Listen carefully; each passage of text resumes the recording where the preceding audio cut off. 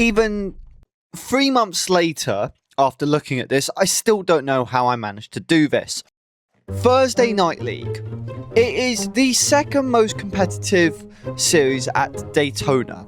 It goes to all the tracks: Daytona Sandown, Milton Keynes, and Tamworth. They're all separate for each track. And I decided I had some voucher money to use at Daytona, so I decided to have a go at Thursday Night League. And this is round 6 of Thursday Night League at Daytona Sandown Park. Now, originally I thought I would get absolutely destroyed at this because I am a pasty ass bright red suit while I'm out on track. So I thought I would get battered, but you're about to find out that that isn't true. So let's go straight into it.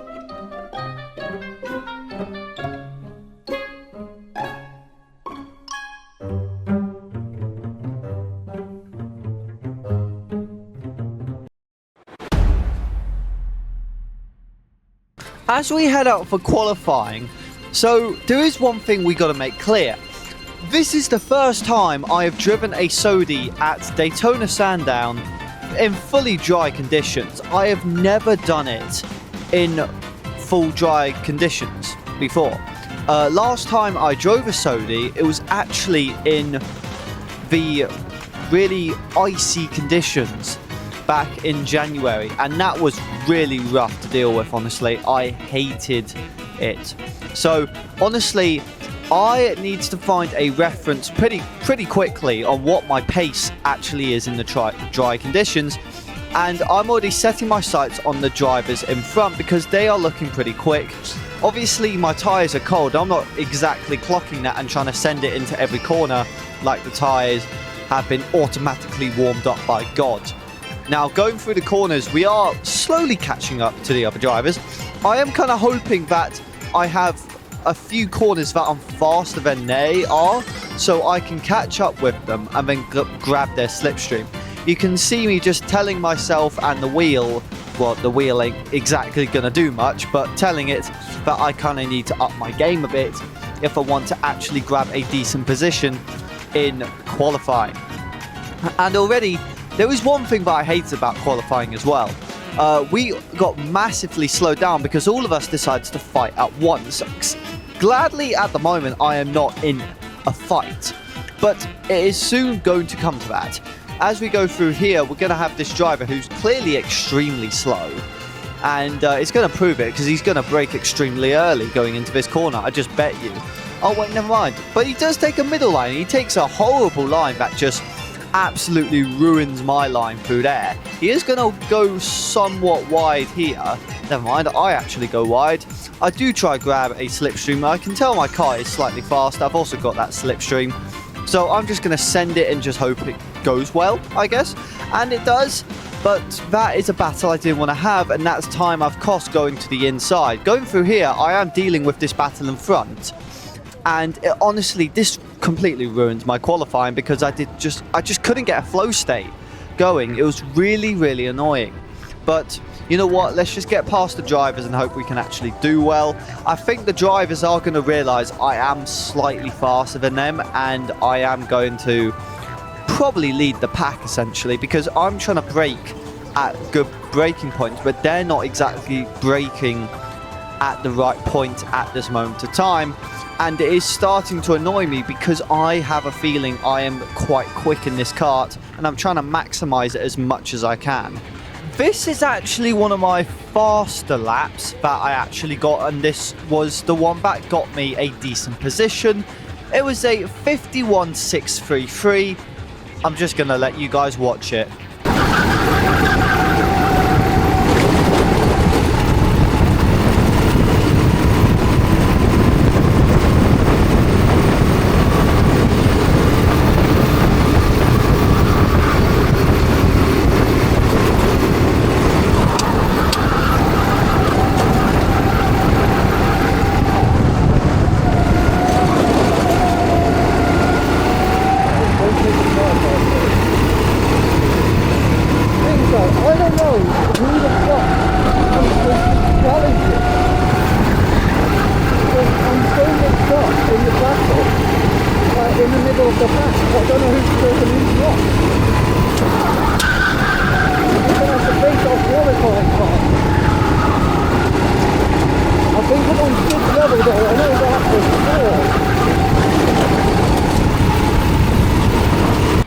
was a very nice lap indeed, but you know what, I could have done a lot better.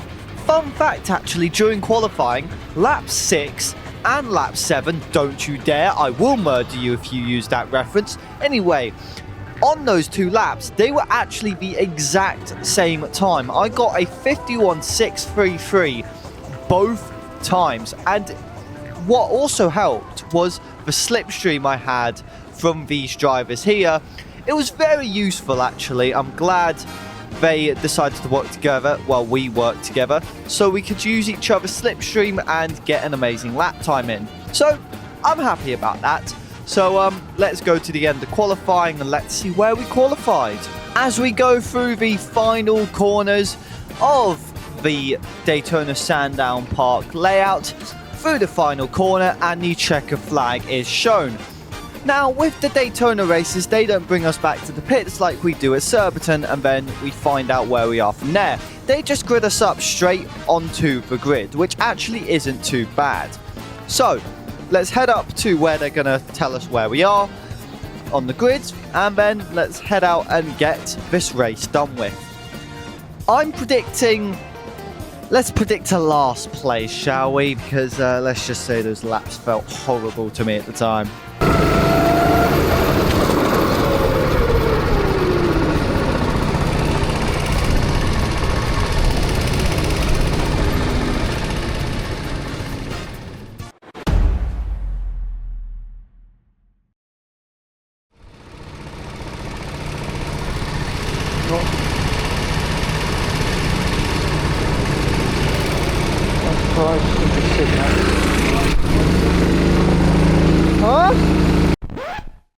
Yes, somehow this guy managed to qualify second. How the hell have I done that?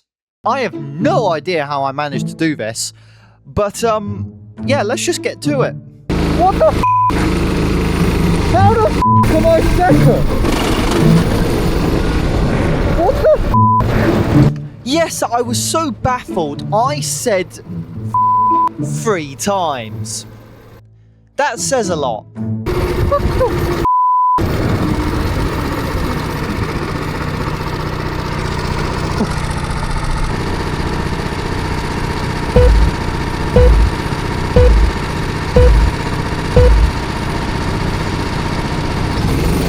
The lights go green and let's go racing. Because I am a heavy I got overtaken immediately by a bunch of drivers and I dropped down all the way to 6th place.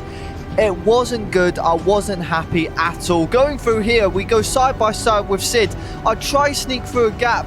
I get smashed into, essentially, and I end up spinning that driver there.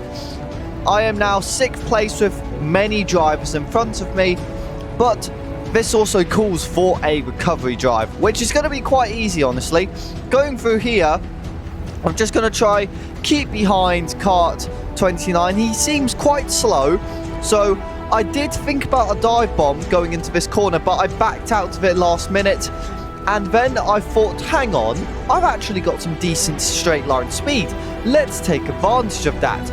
And I am. I'm going to get alongside kart 29 here. I've got that small slipstream, going to catch it again, and we're going to send it down the inside, grab the curb, hop a bit, not too bad though, didn't smack into the side of him. And now we've got these other drivers to overtake. We've got Sid in front of us. I think you guys know Sid pretty well by now. But this is the first time I've actually raced Sid at a track where you actually have to brake. Surbiton you don't really have to brake at, but never mind. Going through here, I get an overtake done with the driver going wide after going into a battle with the 2 drivers ahead, including Sid. I am now fully past him, and now I've got 2 more drivers to knock over, and that is the guy here and Sid in front. So the driver here is going to be pretty simple. He mucks up a bit. I go right alongside him. I'm hoping I can just get this easy overtake down the inside, and then I can start chasing Sid down. Yes, I do. I do catch the curb a bit again, but nothing too serious. And now we are ahead, and we can now start chasing down Sid. Now, I actually qualified a lot faster than Sid, and it's going to prove why, because I caught up to him very quickly, even when I was on the defensive line through there. So that is something we've got to be wary of. Going through the corners, we are going to see that Sid is taking quite a wide line compared to me, and that is actually compromising him quite a bit through the corners. Through here, I am keeping a slipstream. He is missing his apexes. It's pretty obvious. And then going down the straight here as we go through the final corner, I am going to grab a slipstream off him, but I am not going to go for a move down the inside, mainly because he has gone for a defensive line. But through here, if you have that inside line, you're going to naturally slide out wide, and then I get the inside line going into turn 2, and I managed to get a brilliant move done on Sid. I cover the inside for turn 3, and that is me past Sid.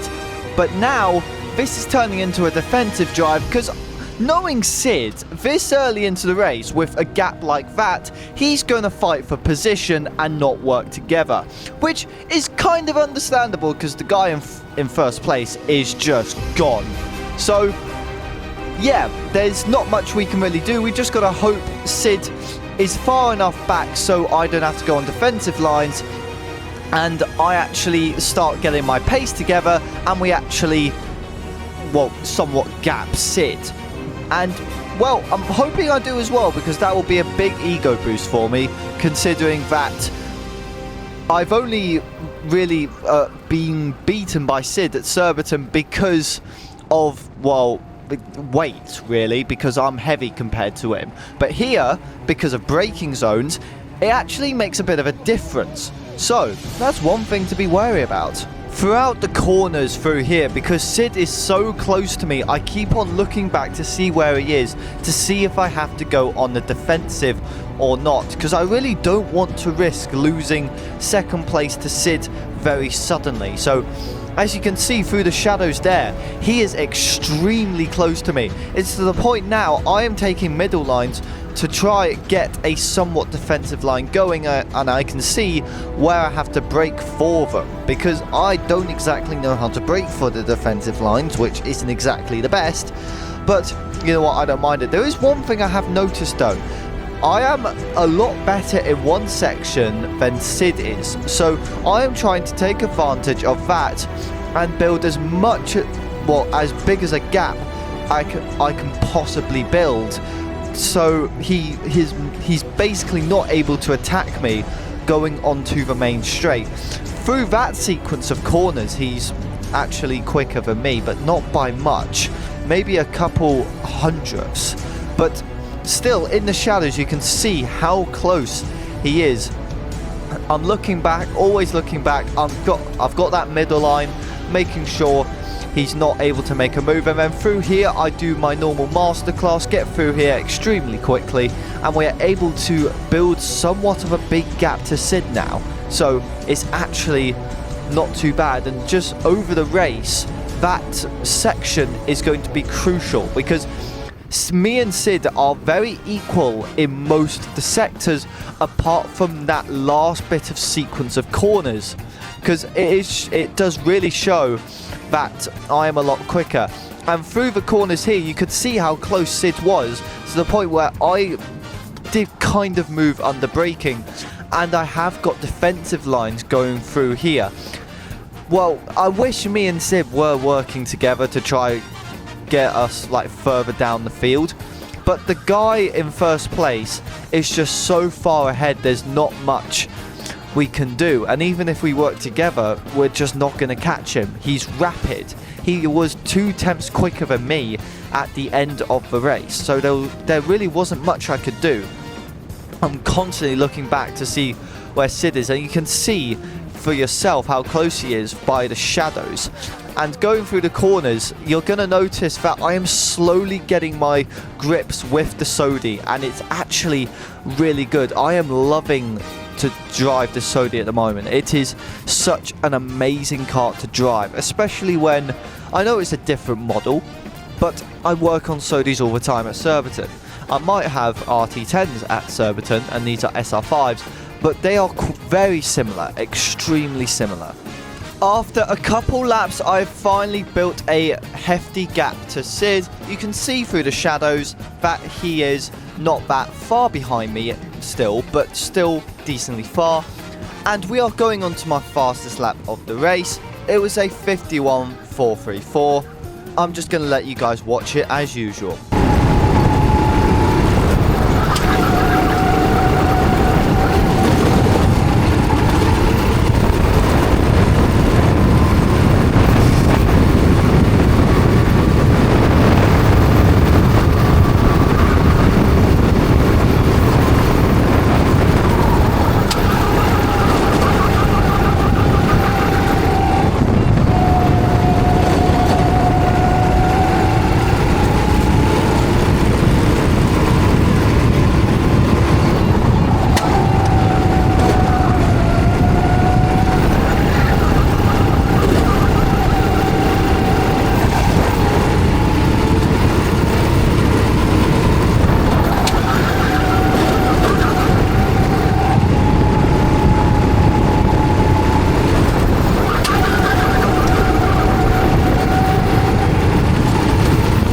That is by far my quickest lap round in a Sodi, honestly. I am very proud of that hot lap. It showed that I had the braking point, I had the speed carried through the corners. It felt amazing to drive these that night. So, how about we do this? Let's go to the last lap of the race, and then to a podium celebration. We are on the last lap of the race. The realization is coming in that in my first time in a Sodi, I beat the entire field of TNL drivers, even Sid, someone who is competing to win this championship. And as we round to the last few corners, the checker flag is going to appear, and that is the end of my race. I'll take a second, boys! Yeah! Oh my! Bloody hell! How the f have I done that?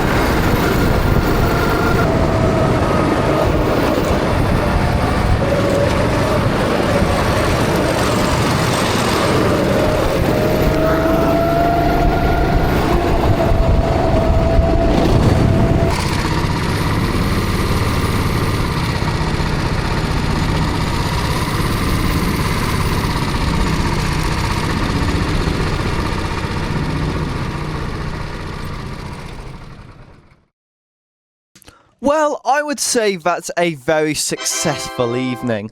Honestly, I could have done better, I'll be honest. I did not feel like I was maximising the car I was given. Definitely with the tyres, I felt like I could have gotten a 50-second lap time. But you know what, for my first time in a Sodi, in these conditions, you know, I will take it. I will happily take it. And as I go onto the podium, you can just see I am so happy. You can also hear Sid's father just booing me in the background. How dare you. Anyway, yeah, that was very fun, honestly. The driving was so much better than the driving I've been used to in the past couple, like, sessions, I would say. From all the practice sessions I've done and really small races. It was very clean racing, and it was just a lot of fun. And thank you guys for watching. The next video, it's nothing too big, let's say. It's not like worthy of a big video. It's Team Sport Crawley, my first time at Team Sport Crawley. Then after that, that's when the action comes back. After Team Sport Crawley, if I even release it, because I still haven't had a look at the footage to see if it is actually worthy of making a video. But after that, it's going to be Surbiton Round 4. And let's just say, my new fancy equipment that I used for the Daytona 24 video that you guys saw, like I think it was about a month ago now or something, this is the first time that I used this gear. So, let's go have some fun with it. Thank you guys for watching, and see you guys in the next video.